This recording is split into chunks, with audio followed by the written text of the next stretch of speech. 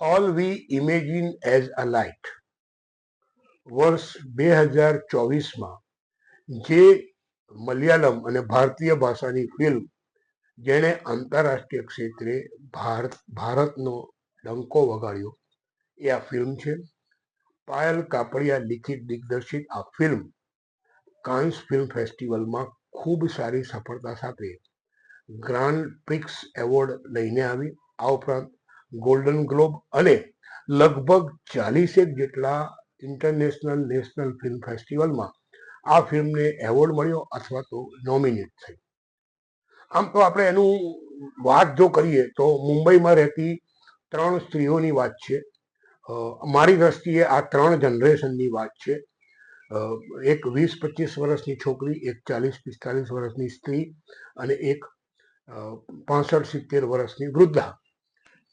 આ ત્રણે એક હોસ્પિટલમાં નર્સ તરીકે કામ કરે છે અને આ ત્રણેયના જીવનની પોતપોતાની રીતની સમસ્યા છે.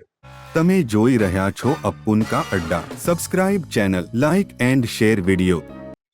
જે 20-25 વર્ષની છોકરીનો રોલ કરે છે દિવ્ય પ્રભા, એને એક છોકરા સાથે લવ અફેર છે, બંને મળે છે, બંને વચ્ચે શારીરિક સંબંધ પણ બંધાય છે, પરંતુ એની સમસ્યા એ છે કે એ આની સાથે રહી કેવી રીતે શકે.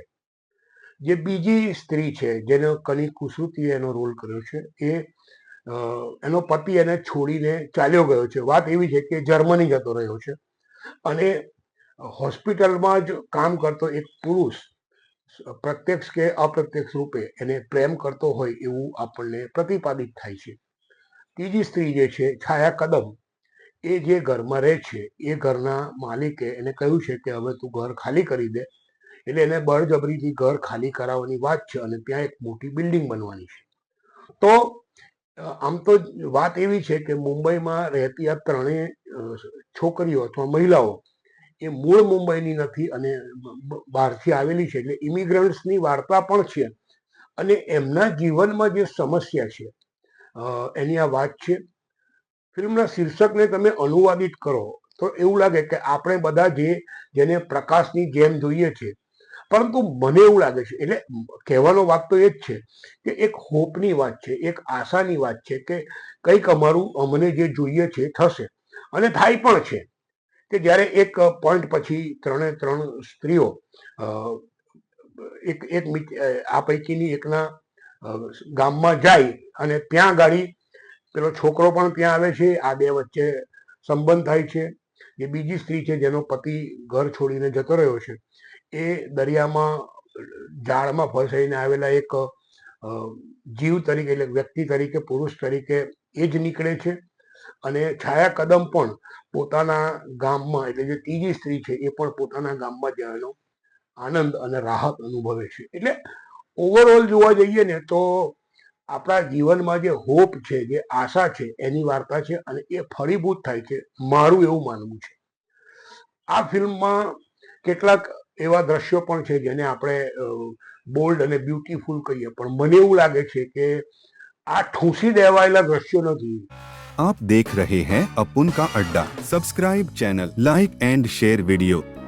જે ઘણી બધી મેઇન સ્ટ્રીમ સિનેમામાં ઠૂંસી દેવાય છે અથવા ઊભા કરાય છે એવું નથી. અહીંયા ગાડી ભાવનાત્મક રીતે આ દ્રશ્યોને બતાવવામાં આવ્યા છે, જેમાં સામાન્યતઃ છોકરો છોકરીના શારીરિક સંબંધ તો છે જ, પરંતુ એક વાત એ રીતે પણ પ્રતિપાદિત કરી છે કે જ્યારે કોઈ એક રૂમમાં એકલા છોકરાઓ કે એકલા છોકરીઓ રહેતી હોય ત્યારે વસ્ત્ર બદલતી વખતે કોઈ છોછ ન હોય. અને અહીંયા પણ એવું જ છે કે જે દિવ્ય પ્રભા છે એ વસ્ત્ર બદલતી વખતે એના બધા જ વસ્ત્રો કાઢીને પછી ઉપર ટી શર્ટ પહેરે એવું એક દ્રશ્ય છે.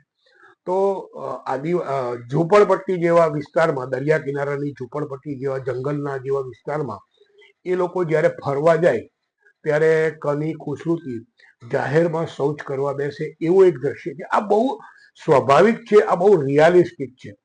અને આ ફિલ્મની મજા જે છે કે આ ફિલ્મ બહુ જ રિયાલિસ્ટિક વેમાં, અને આમ તમને એવું પણ લાગે કે આ ડોક્યુ ડ્રામા છે, કારણ કે ઘણા બધા દ્રશ્યો એવા છે કે જે જનરલ મુંબઈના વિઝ્યુઅલ્સ છે ને એને સાંકળીને આખી ફિલ્મ બનાવી છે.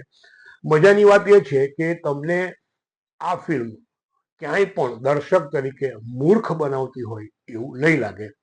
એના તો પણ મોટી એક વાત કહું તો જે અમેરિકાના ભૂતપૂર્વ રાષ્ટ્રપતિ છે બરાક ઓબામા, એણે આ ફિલ્મને 2024ની ટોપ 10 ફિલ્મો પૈકીની એક ફિલ્મ ગણી છે. જો તમને ઇન્ટેન્સ, રિયાલિસ્ટિક અને જેમાં ડ્રામા નથી એવી ફિલ્મ જોવી હોય તો ચોક્કસ તમે આ ફિલ્મ જોજો. હાલમાં જ આ ફિલ્મ હોટસ્ટાર ઉપર રિલીઝ થઈ છે.